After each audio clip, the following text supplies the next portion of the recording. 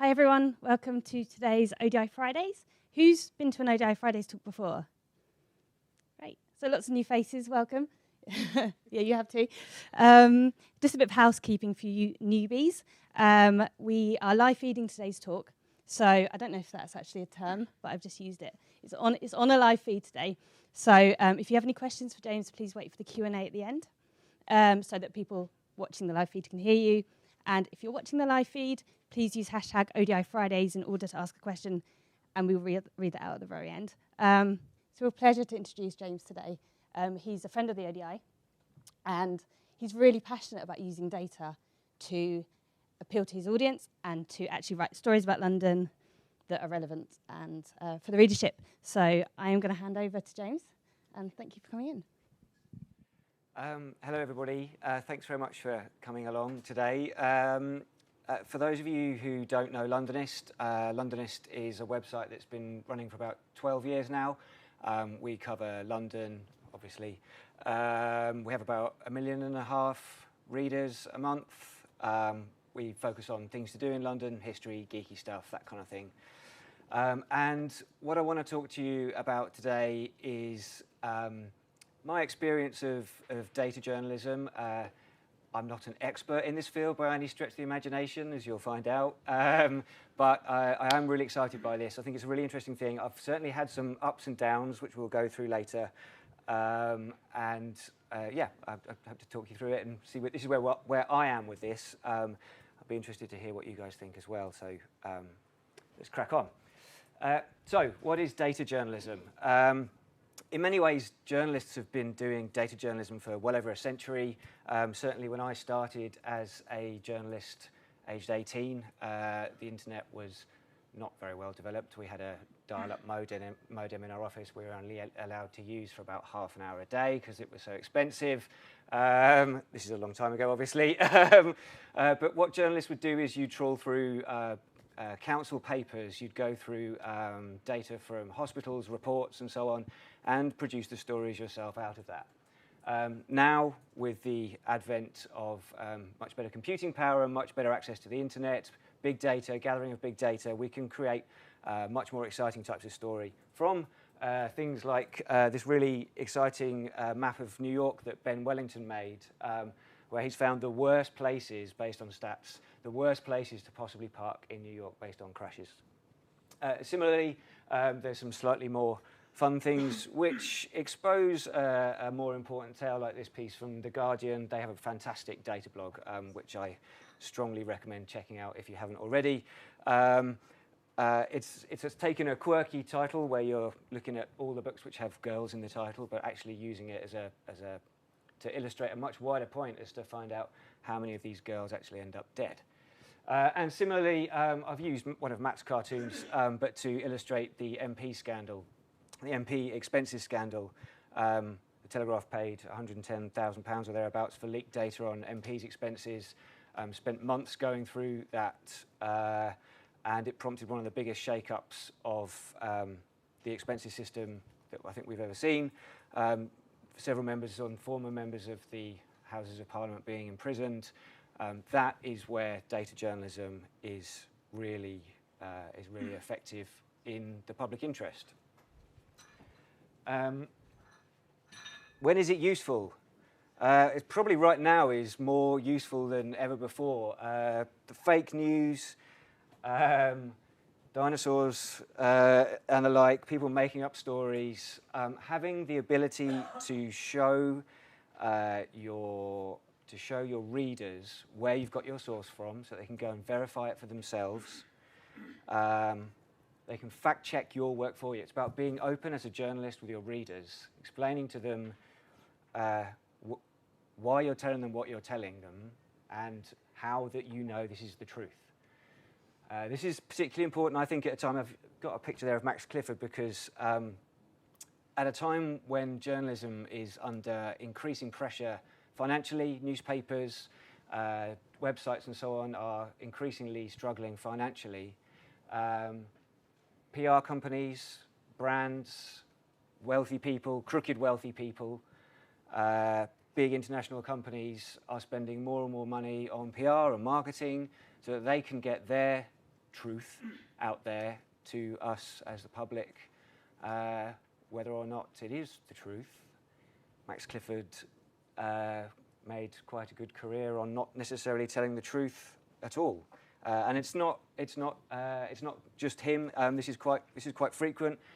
I quite often get press releases from PRs which purport to be about something that they know you'll write about because it's hilarious. We had something recently, I'm going to name and shame, I'm afraid. We had one recently which was a cooking with semen masterclass. Obviously, it's a kind of bonkers headline. You know that people are going to write about it because readers are going to want to know what it is. If you look a little bit deeper as to what was in this press release, it was actually a blog post on a events website, and they need you to sign up to their events website to find out more details about it. There was actually never going to be this Cooking with Semen masterclass, but many, many places wrote about it as if it was actually going to be a thing. But of course, it did a great job of promoting the events website, which was the purpose of the whole thing. So I think at a time when trust in journalists is probably even lower than it's ever been before, and it was always right down there with estate agents and the like, they're combating fake news and that kind of thing. I think it's really important to be open and transparent with our audience, and I think data journalism is a good way of being able to do this. There's also an awful lot of misinformation that are told to journalists. I gave the example of the Cooking with Semen masterclass, but there's plenty of misinformation out there. If you can go back and find the data for yourself and go and look at it for yourself, I think that's a really important and useful tool as a journalist in your seeking out of the truth. I went on a really good course here at the ODI, actually. It was about data journalism, and Jonathan Stoneman on the course said, think of data as a really knowledgeable interviewee. It knows all the answers. You just have to ask the right questions, which is something that I found very interesting and worth exploring. So here's some examples of where data journalism does do good. There's been some explorations of the impact of Airbnb on rents in San Francisco, the most dangerous jobs there are in the world, and health data and so on. So journalists are putting data to good use. Hold on.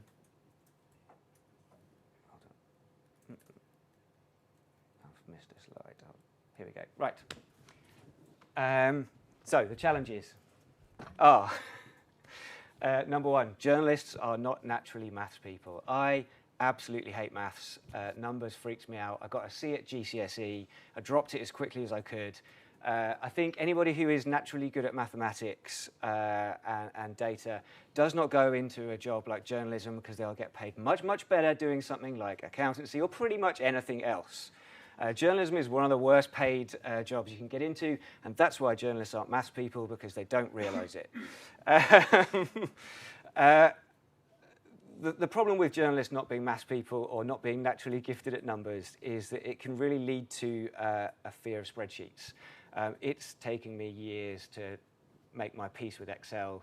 I still have waking up at night thinking about all the little grids and numbers not tallying up properly in the little triangle of doom when it tells you you've done it all wrong.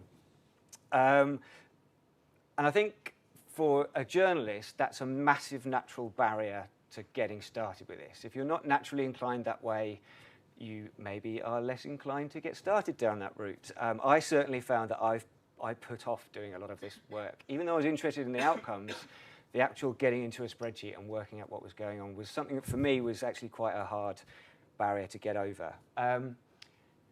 It raises an awful lot of ethics issues.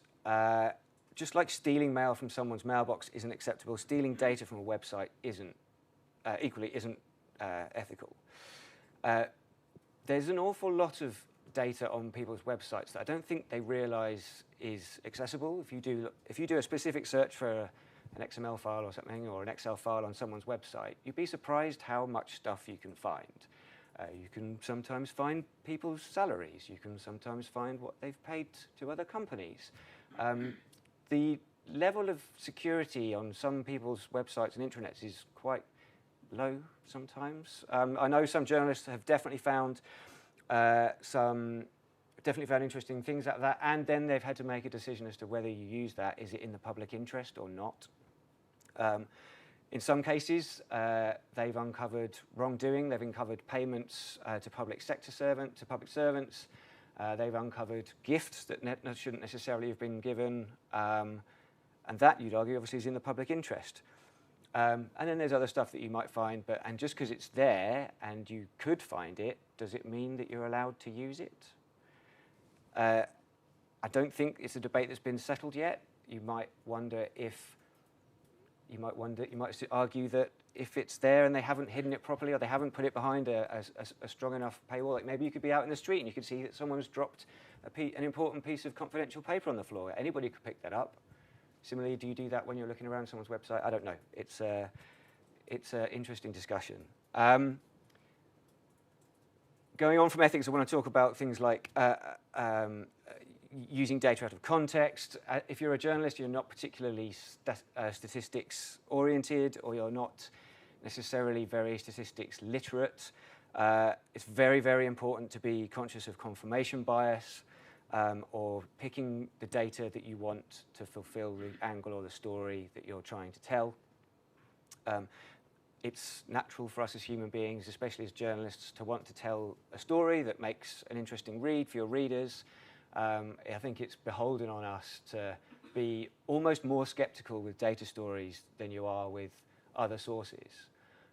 It's absolutely key to make sure that what you're doing is telling the truth at all times, that your understanding of the truth and what you're presenting as a story to your readers is your understanding of the truth to the absolute best of your ability, that you've checked it, you've double-checked it, you've questioned the source. Where have you got this from? Is the source reliable? The usual sort of ethics checks that you need to go through when you're relying on a source for a story. And I think it's really important to not just take the data and use that as your only source for the story. It's not a substitute for what you could call shoe leather journalism, where you actually go out there, or you make some phone calls, and you look at the stories behind the data. Why is the data telling you this? Why can you find real-life examples to back up what you think you found in the story that you think you found?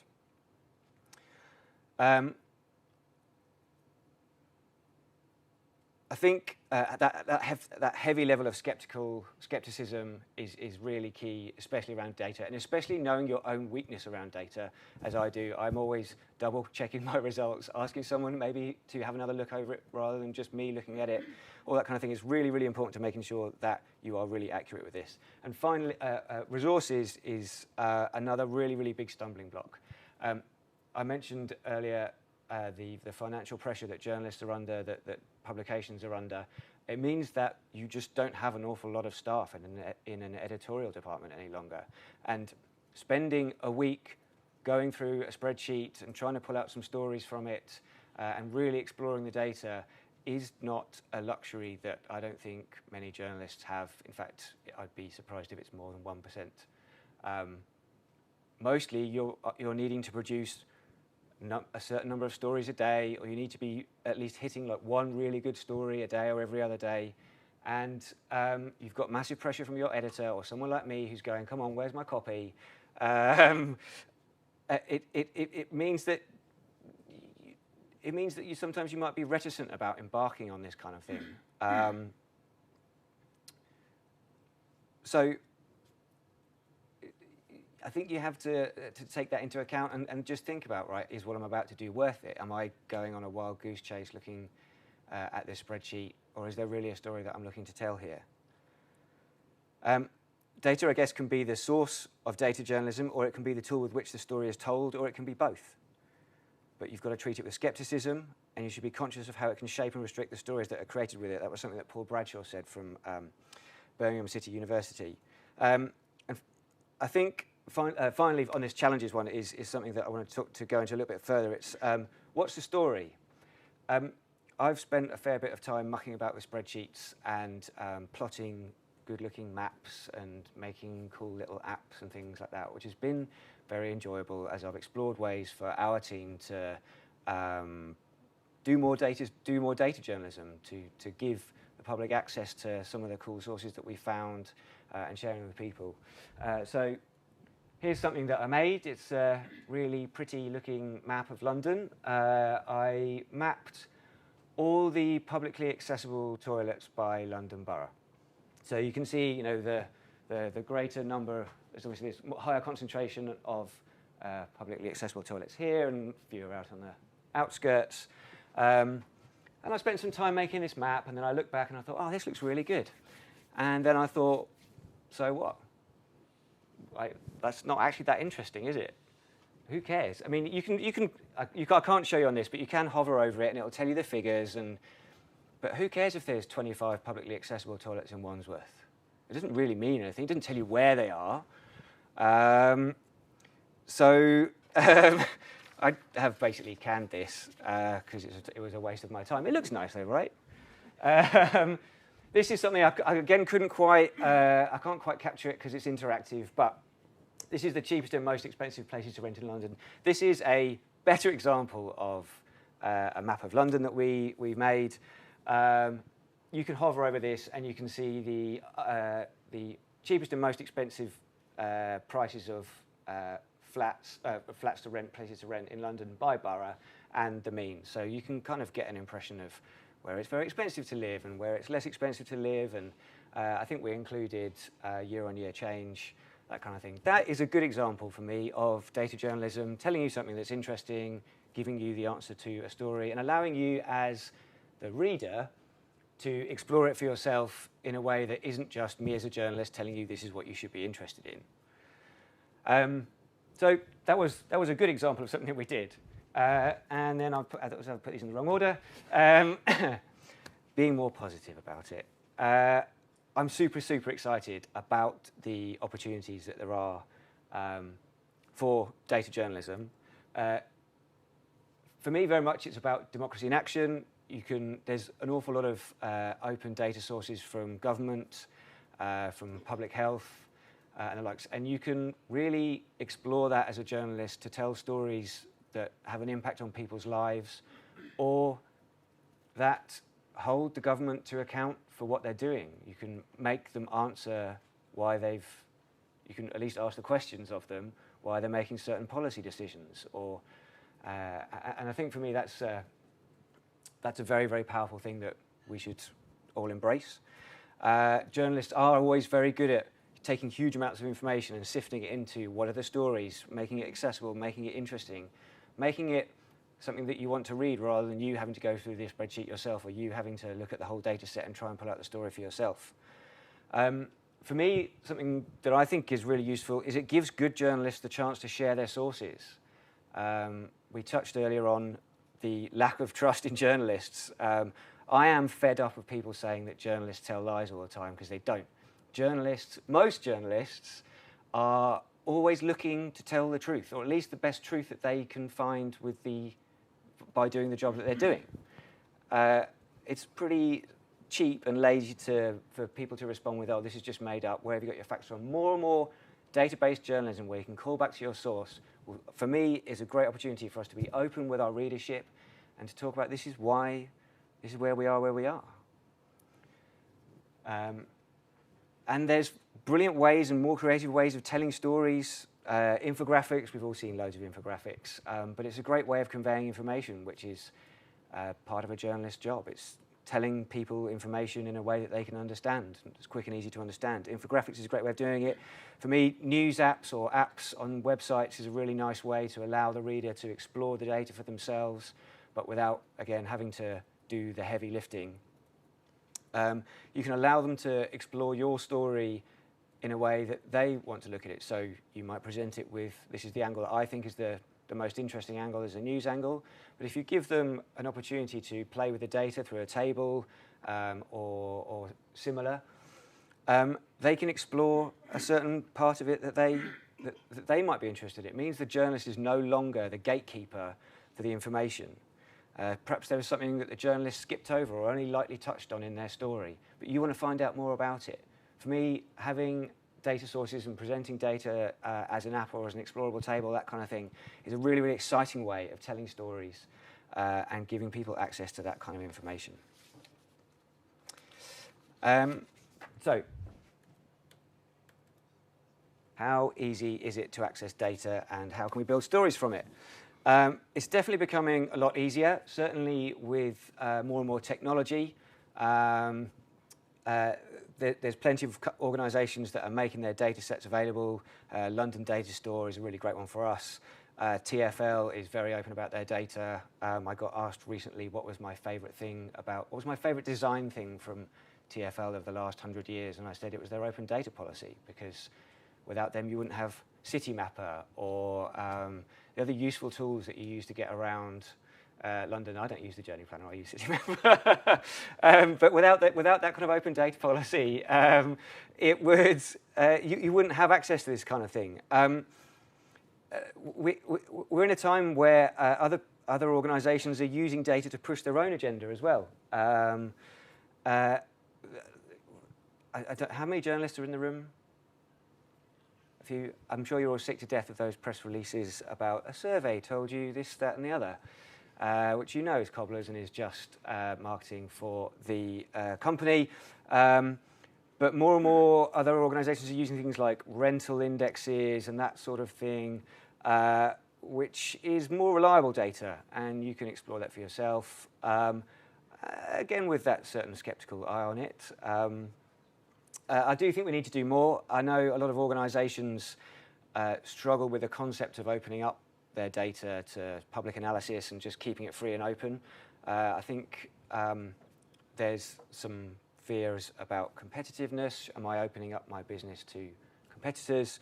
But for me, I think being transparent very often benefits the whole of your sector or the whole of society, obviously within reason. I'm not totally Pollyanna about this. I think also a lot of people just aren't that data literate, and that's something that we don't teach in schools very much. And perhaps that's another reason why we could do more to educate people and explain that they could probably do more with data and how it's going to improve them and their communities. So will Excel be the newsroom tool of the future? Like pretty much every question that the media ask, the answer is nearly always no. But as we get more sophisticated, certainly around data, I think that there's a lot more room for data. As journalists, I think, certainly for me, from my point of view, exploring more, getting over my fear of spreadsheets and numbers, and the exciting opportunities there are for really telling stories about the communities that we work in is really exciting. So I'm very excited about it. I certainly think that all journalists should get more and more comfortable with the data and with handling that kind of thing.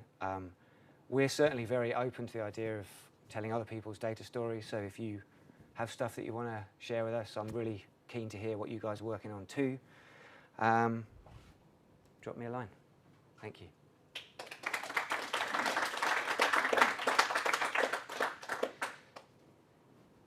James, thank you for that. I'd like to kick off with a question. Yes? What's the most surprising thing or fact you've learnt from the data that you've been using or discovering? That's really hard. I found out an awful lot about the number of animal rescues there are by borough. I've been playing with some weird data. There's an awful lot of animal rescues in Hillingdon. Wow. Like fire brigades getting called out to rescue animals like cats up trees. Did you find out why that was? No, I kind of stopped playing with it at that point. As you've gone too deep. Yeah. Okay. Great. You talk about a reluctance of organisations to release data. Yeah. What can be done to encourage them to try and release it? Because it strikes me that one reason they're not doing it is because they just don't know what data they hold, so that they're afraid to give access to it. It's not managed particularly well. So they don't know whether what they're going to release is going to be commercially sensitive or whatever. So what can be done to try and encourage them to be a bit more open with their data? Yeah, I think as journalists, we can encourage organisations to be more open. If you're thinking about a story and you want to get access to the data, I don't think there's any hard. You must ask for it for starters, and if they're frightened about it, it's about coaching them through that experience. When I started as a local reporter, a lot of work that I was doing was about persuading people who were worried about legal implications of things they're about to tell me, things like whistleblowers, for example, coaching them through the process, coaching them that what they're about to do isn't going to destroy their business or destroy their livelihood. Equally, I think organisations that are encouraging and showing examples of best practice, like like if you look at TfL or you look at the government or you look at the NHS, sharing their data, it hasn't destroyed them. It's been very beneficial. I think if we champion those best practice examples, it's a good way of showing people it's not actually as scary as they think it is. Does that answer your question? It does, but then, you know, the nature of journalism is perhaps that we seek out negative stories, and therefore it's kind of difficult to say, you know, oh, we're doing good here, but actually we're going to expose you for this or this. So it's kind of a difficult sell, I imagine. Yeah, it's a difficult sell, and you're not always you're often looking for a story that a company doesn't want you to tell. In which case, we're going back to the ethics of stealing data, or maybe someone giving it to you, and then it's your public interest choices, I guess. Thank you. Thanks for that. It was great. What's your view on how editors are viewing data? Because, as you said, it takes a lot of time. Are they moving towards giving journalists more time? No. No. Is probably the short answer. Newsrooms are under so much pressure, and the luxury of affording people to be able to spend large amounts of time not producing any output, but looking into a story, especially if it may not produce anything, that's a really hard call. I'd love to see more of it happen.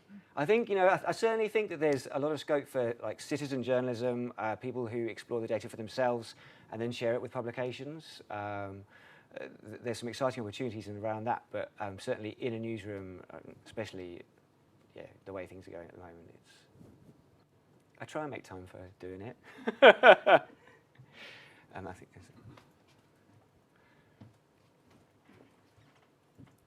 Hi. So you mentioned TfL as a data source.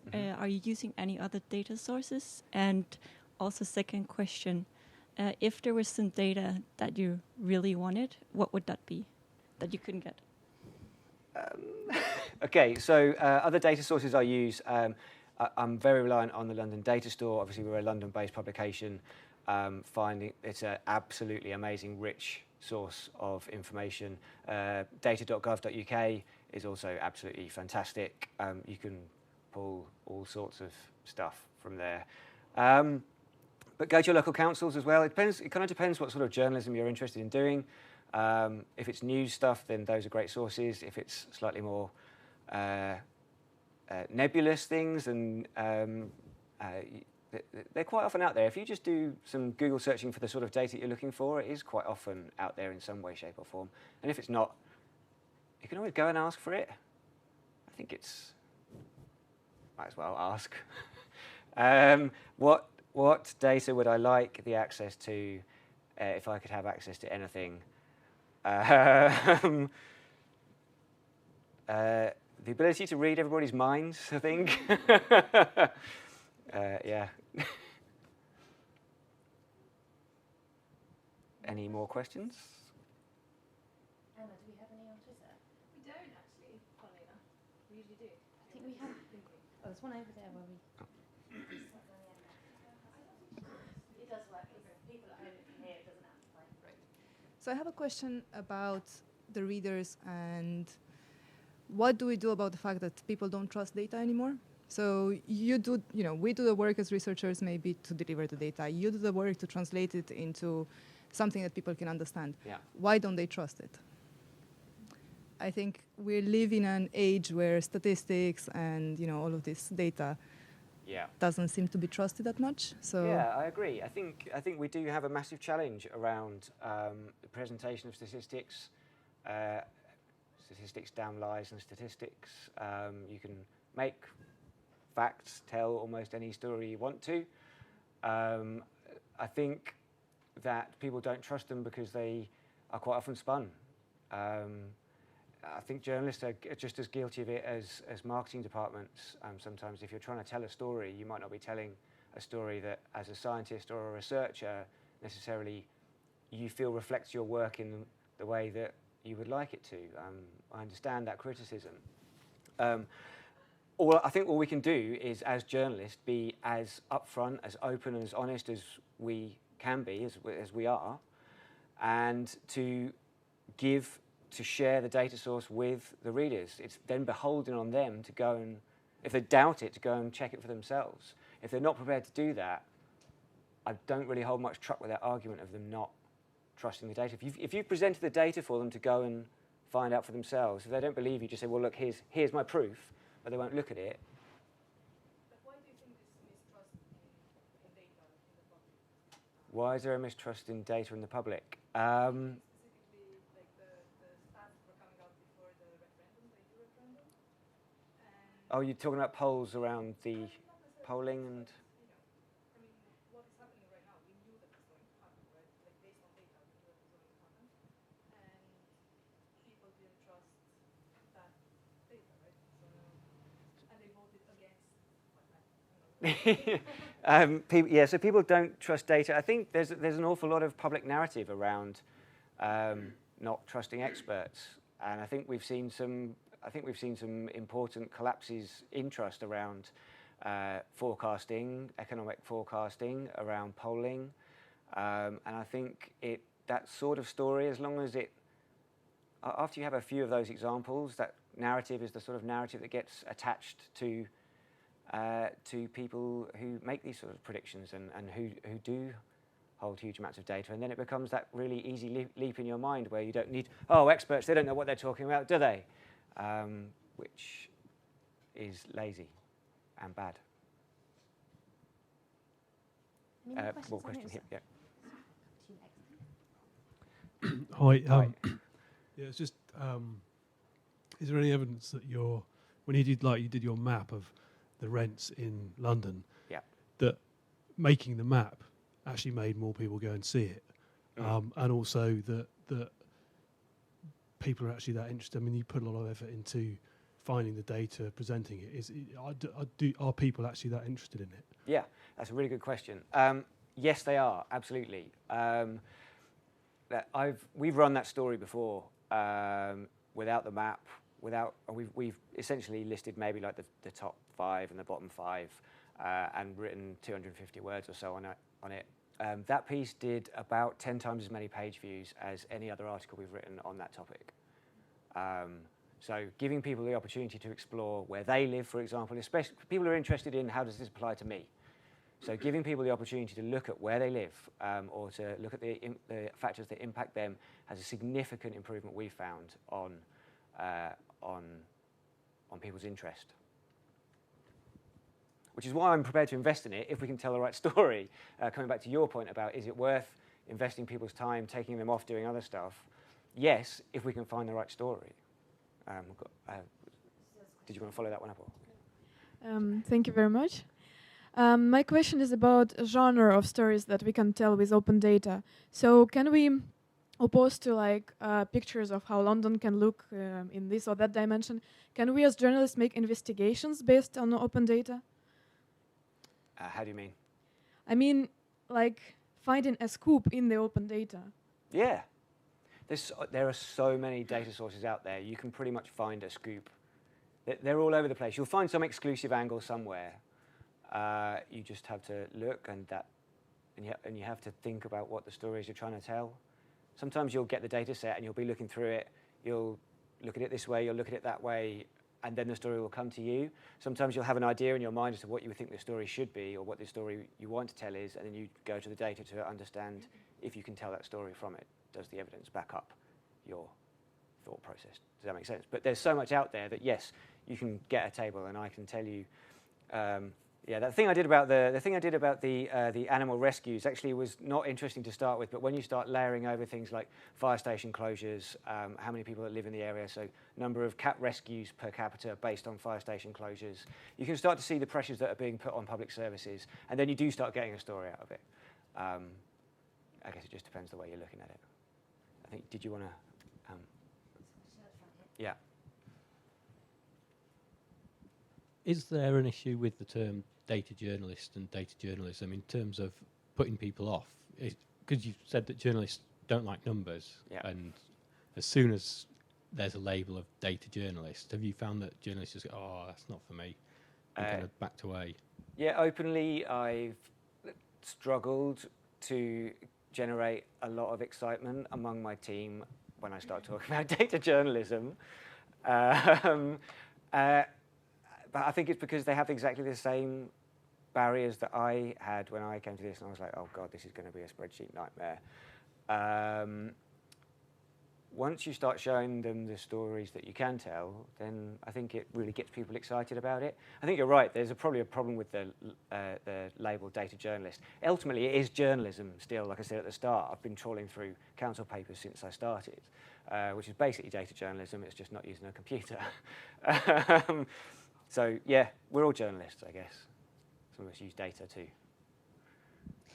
Before we take any more from the audience, we've got some on Twitter. Hi. Hi. So 3 questions so far on Twitter. First is, as a website owner, what files and data do you have that people can find and publish? Where does this fit within media ethics? It's a tricky question. Like in-house data? I presume so. That's a good question. I don't know, is the short answer. I can find out. Okay. Second is, what do you most wish you knew about data when you started out? Pretty much everything. What did I wish I knew more about? I wish I knew more about using Excel. 100%. Now I do, and now it's great. Finally, any tips for data science people who'd like to contribute to journalism? Get in touch with journalists. Just tell us, because journalists are hungry for stories. We want to hear what you've got to say about what you've got to say, what research you've been doing. I love teaming up with people who are much better at this kind of thing than me, because they do the stuff that I can't do, and I'll tell the stories out of it. I think that's an absolutely fantastic partnership to have. So, yeah. Yay, data scientists. And just building on that, and to your point earlier, I think one of the things that data science people and data experts can do really well is combine data sets, and that's where the stories come in, and that's where the scoops are. Generally, if you bring data sets together, that can be really enabling. Layering your data sets is really helpful. There's just one at the back. A really quick question. I suspect I know the answer to, but it feeds in quite nicely with the last questions. So how many data analysts do you have in your newsroom or on your team? We have a team of 4 full-time journalists. That's my editor, and a couple of part-time journalists, and that's my whole team. So we have no data analysts. Seems like it might be a good way forward. Yeah. Anybody want to fund that?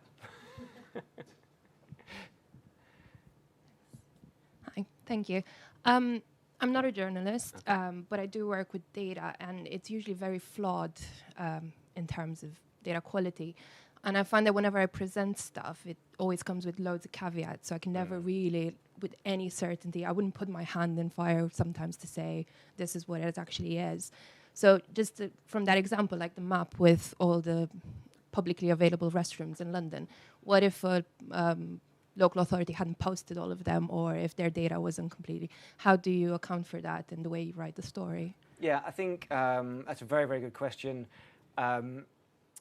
As a journalist, I think you need to explain to your reader where you might have misgivings with the data, or where you think there might be inaccuracies in it. If you're open about your sources and say, to the best of our ability, we understand that it is X.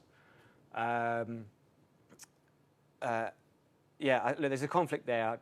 I know, especially people who are very, very pure about the total preciseness of data, which sometimes interferes with telling a story as a broader point. I think, especially if your speciality is data science, you're especially obsessed with the exact accuracy of the data and the way it's been gathered and the scientific method that is behind the gathering of that data.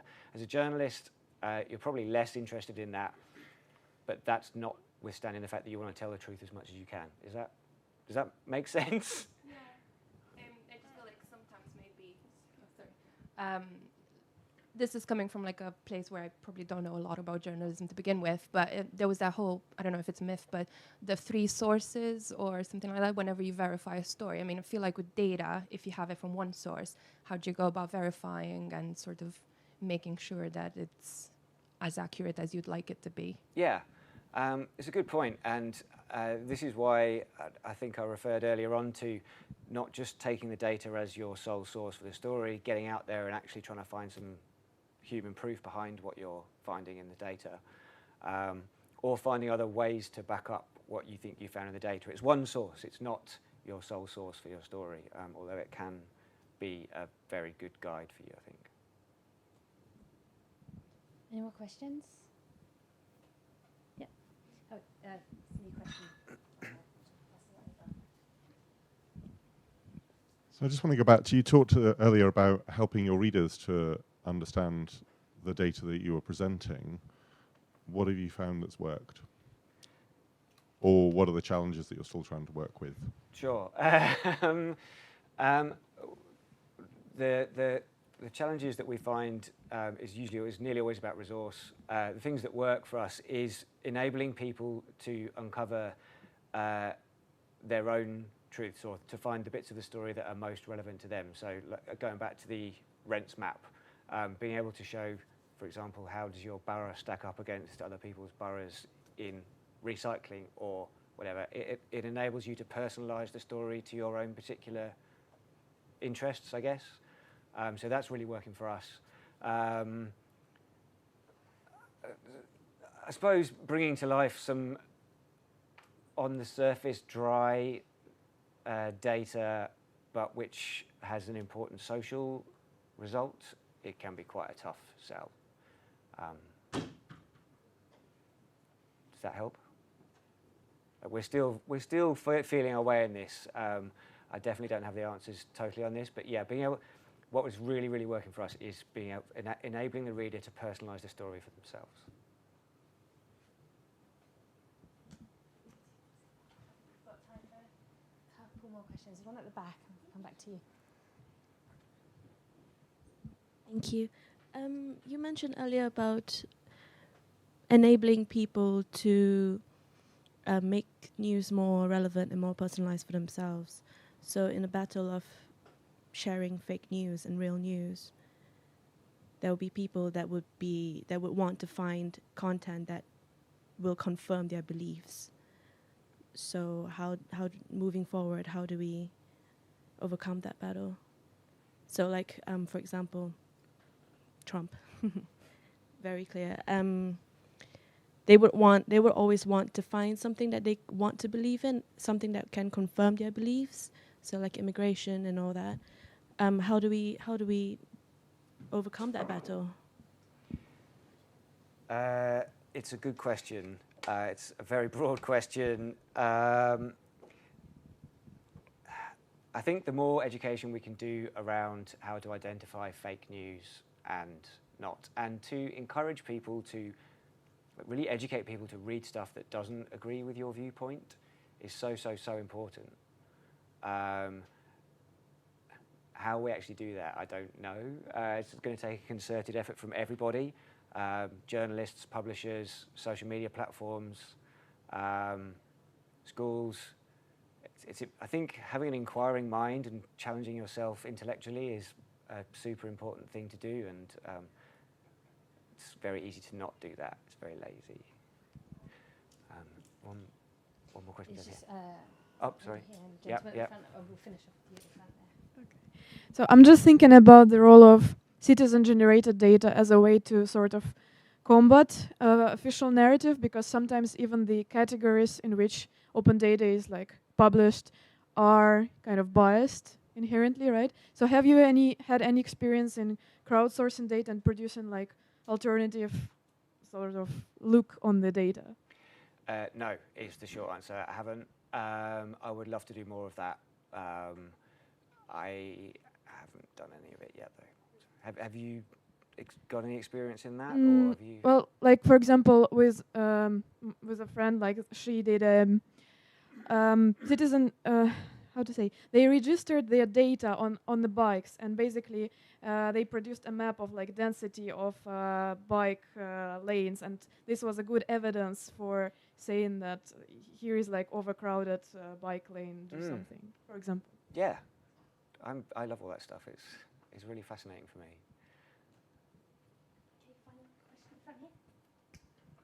That was more or less what I was going to ask. It Okay. was whether you've ever done any kind of collaboration outside of Londonist, and if you'd had any issues. But I haven't, but I really want to do it. So if anybody here wants to come and talk to me about doing some collaborations, or anybody who's watching, I'm super up for doing that. It really shares the resource burden. I think it also creates some new creative ideas between you and people who are making it. So yeah, I'm really open for doing more of this, and as much as we can, yeah. Cool. Great. Thanks so much, James. Thanks everyone for coming. If you've got any questions for James or any questions on the Open Data Institute, please do talk to us after. Next week, we've got Jenny Tennyson, who's our CEO, talking to us about what she's asking the question, should we have faith in data? So please come along next week if you can, and thanks for coming. Thank you.